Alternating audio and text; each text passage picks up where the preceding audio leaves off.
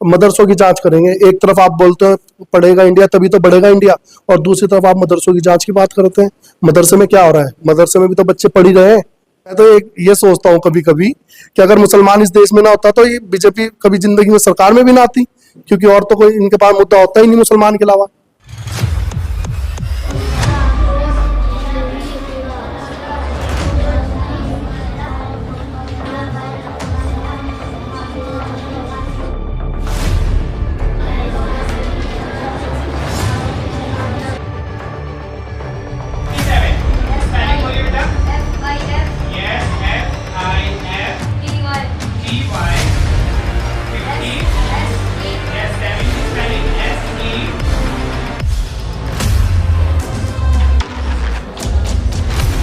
उत्तराखंड में एक बड़ा आदेश आया है। कहा यह जा रहा है कि अवैध जो मदरसे हैं उनकी जांच होगी। और मैं आपको बता दूं, मदरसा बोर्ड के अंतर्गत 415 मदरसे जो पंजीकृत हैं, उनसे अलावा कहा जा रहा है कि जो मदरसे हैं उनकी जांच की जाएगी।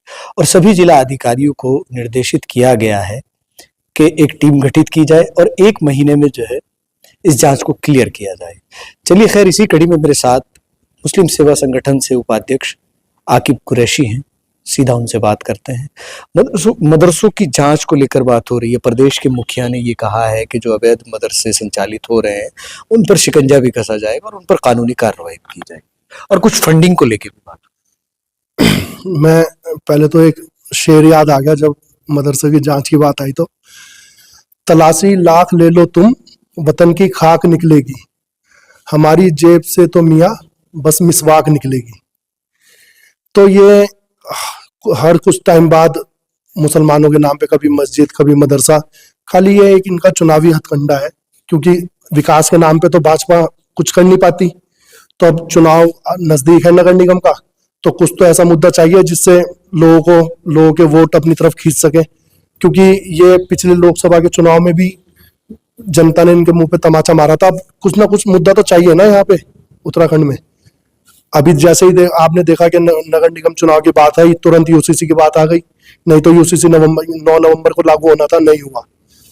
जैसे ही आज नगर निगम चुनाव की बात आई है तो यूसीसी की भी बात आ गई और मदरसों की जांच की भी बात आ गई। हमें कोई दिक्कत नहीं, आप करिए जांच, लेकिन उसके साथ साथ अगर धार्मिक आधार पर आप जांच करना चाहते हैं तो शिशु मंदिर है और भी जितने धर्मों के स्कूल चल रहे हैं सबकी जांच कीजिए ना। मदरसों में बच्चे पढ़ ही तो रहे हैं भाई। अगर रही अवैध फंडिंग कहाँ से?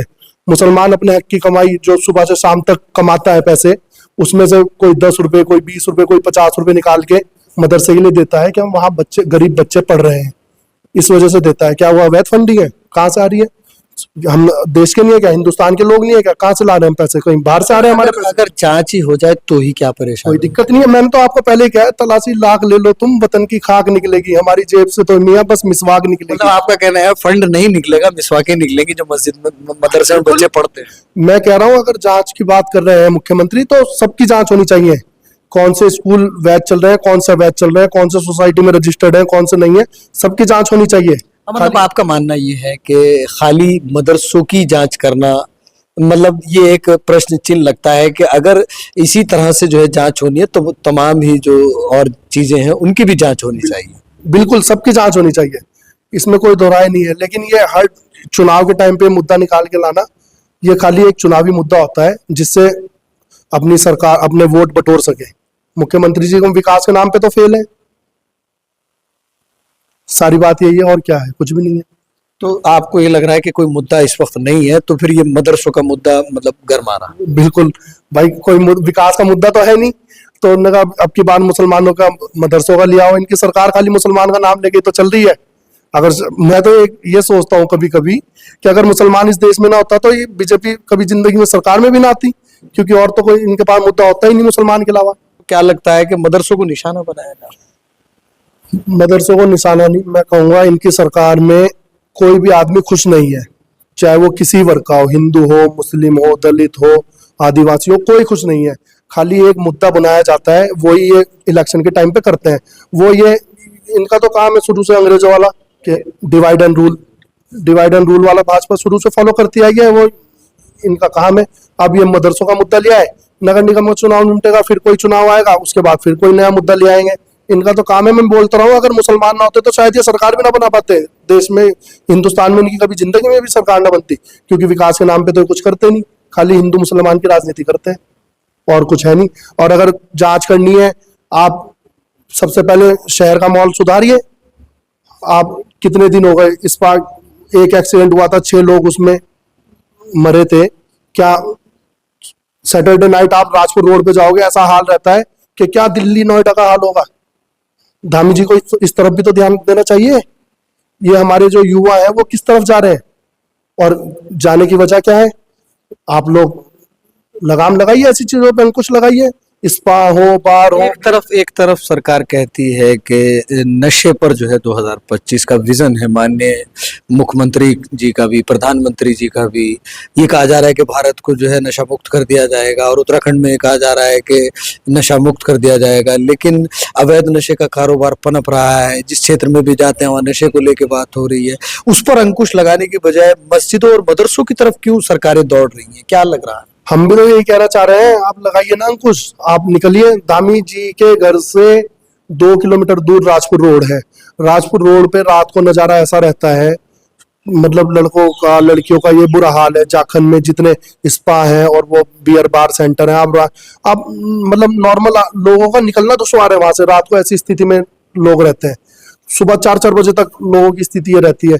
तो उस पर क्यों नहीं अंकुश लगा रहे? सबसे पहले तो उस पर अंकुश लगाइए, कहाँ कौन सा नशा मुक्त भारत बना रहे हैं। और मदरसों की जांच करेंगे। एक तरफ आप बोलते हैं पढ़ेगा इंडिया तभी तो बढ़ेगा इंडिया, और दूसरी तरफ आप मदरसों की जांच की बात करते हैं। मदरसे में क्या हो रहा है? मदरसे में भी तो बच्चे पढ़ ही रहे हैं, तालीम ले रहे हैं। और क्या कर रहे हैं बच्चे? मदरसे में भी तो बच्चे तालीम ही ले रहे हैं।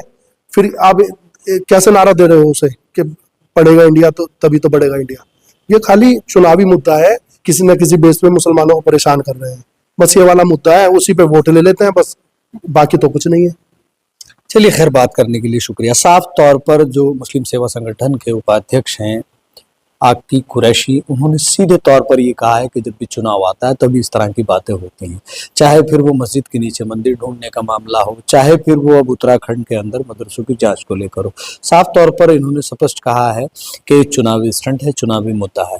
जब चुनाव आता है तभी इस तरह की बात होती है। और फिर दूसरी तरफ एक शेर को संबोधित करते हुए इन्होंने ये भी कहा है कि मदरसों की जब आप जाँच करेंगे तो बच्चों की जेब से फंडिंग नहीं निकलेगी, उनकी जेब से मिसवाक निकलेगी। मिसवाक कहते हैं उसको, जो जब आप देखते हैं वजू के दौरान जो है दांतों को क्लियर करने के लिए एक मिसवाक होती है, जो कि अमूमन देखा जाता है मुस्लिम समाज में, जो है जब नमाज पढ़ते हैं तो उसको मिसवाक बोलते हैं, उसको करते हैं। तो वो मिसवाक निकलेगी जब आप मदरसों की जांच करेंगे। फंडिंग तो कोई नहीं निकलेगी, क्योंकि कोई इस तरह की फंडिंग नहीं हो रही है कि जिससे कि ये कहा जा सके कि विदेशों से फंडिंग हो रही है। हालांकि लगातार मदरसों को लेकर जो है निशाना बनाया जा रहा है मदरसों को, और मदरसों को टारगेट किया जा रहा है और तरह तरह की बातें की जा रही हैं। लेकिन अक्की कुरैशी ने साफ तौर पर कहा है, अगर आपको जांच करनी है आप मदरसों की भी जांच करिए, अन्य और संस्थानों की भी जांच करिए, तब तो हो सकता है कि सब चीजें ठीक है। नहीं तो सरकार पर साफ तौर से निशाना साधा है, ये कहा है कि जब भी इलेक्शन आता है तभी मुसलमानों को परेशान किया जाता है, और चुनावी मुद्दा मुसलमानों को बना दिया। और एक तरफ ये भी कहा जा रहा है कि अगर मुसलमान ना होते तो भारत का क्या होता। चलिए, खैर, आपकी क्या प्रतिक्रिया रहेगी? वीडियो पे कमेंट भी कीजिएगा और वीडियो को शेयर भी कीजिएगा। आप हमारे साथ बने रहिएगा, तमाम अपडेट हम आपको इसी चैनल पर इसी तरह से दिखाते रहेंगे।